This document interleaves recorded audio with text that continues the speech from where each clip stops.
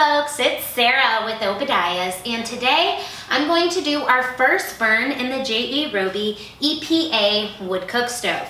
Now this particular firebox, the model I'm showing behind me, is going to be the Chief model. However, the firebox is going to be the same on all 6 J.A. Roby EPA models. So I have my kindling here.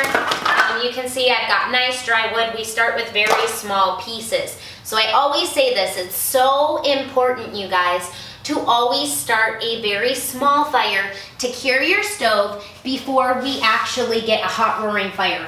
Otherwise, you run the risk of overfiring the stove, and that nice small burn to get it going just really cures your paint and everything. So always important. I point this out in every cook stove video. So if you guys watch all my videos and you keep hearing me say this, just understand it is really important. You don't want to overfire your stove the first time that you light it. So I'm going to go ahead and load my firebox right now. Good dry kindling. Again, this is my first burn, so no ashes. I always put it in like a teepee pattern. You're going to notice I never use any paper, and I will show you guys my firebox when I have it all built up and close in here. I just loaded the firebox, so you can see I've got nice small kindling in here. Chopped thinly, I've got it stacked for good airflow, so I'm just gonna go ahead and get this thing lit. So I've been burning about 30 seconds, well, maybe about a minute now. My wood is stacked nicely, so you can see there's like no smoke coming out the front right now. It's starting to pop. So I love my handy dandy blowtorch, guys. If you're a wood burner, I highly recommend getting one of these. So I'm going to turn off my torch because this is starting to pop. It's getting hot, and I'll keep you posted with my burn process. I have my door just open a little bit after taking off the fire. There's absolutely no smoke or anything clouding up my glass. It's burning very clean, nice, beautiful fire. So I am like 20 minutes into my kindling fire.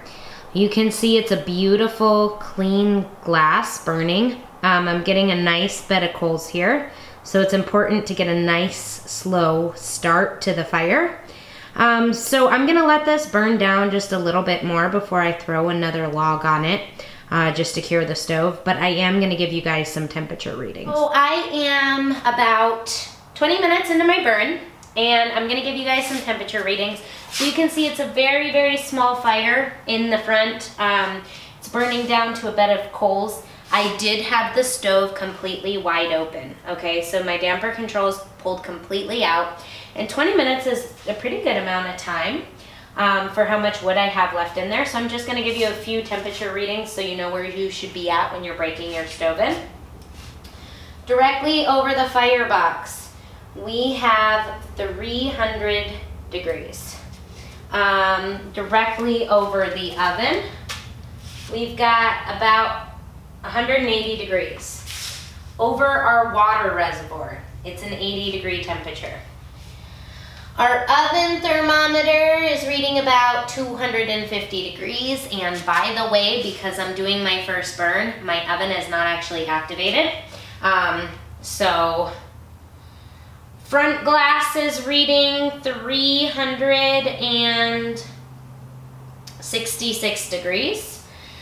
The far side of the water reservoir is going to be reading 75, and then your firebox side of the stove is at 100-degree temperature. I'm going to take a temperature on the rear heat shield here, and on the back of the heat shield we got a 92-degree temperature. So I just opened up the stove. I'm going to spread out my coals here on the bottom of this firebox, get them nice and spread out. Still got a good solid piece of kindling, but a nice bed of coals here. So again, still, we don't want to build like a roaring hot fire because we're breaking the stove in pretty slow.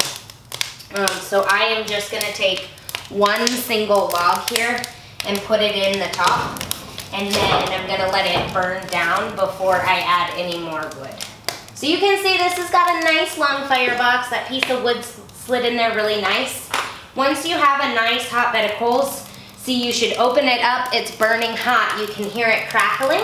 You literally slide your wood in. There's no smoke coming out the front. And then very important not to leave your firebox door open, because that's how you overheat your stove. And you can overfire it. You can cause the stove to warp. So that's just really, really important. And then because I did add a little bit of wood, I'm gonna close my damper just slightly, not all the way, to slow down the burn so it doesn't get too hot.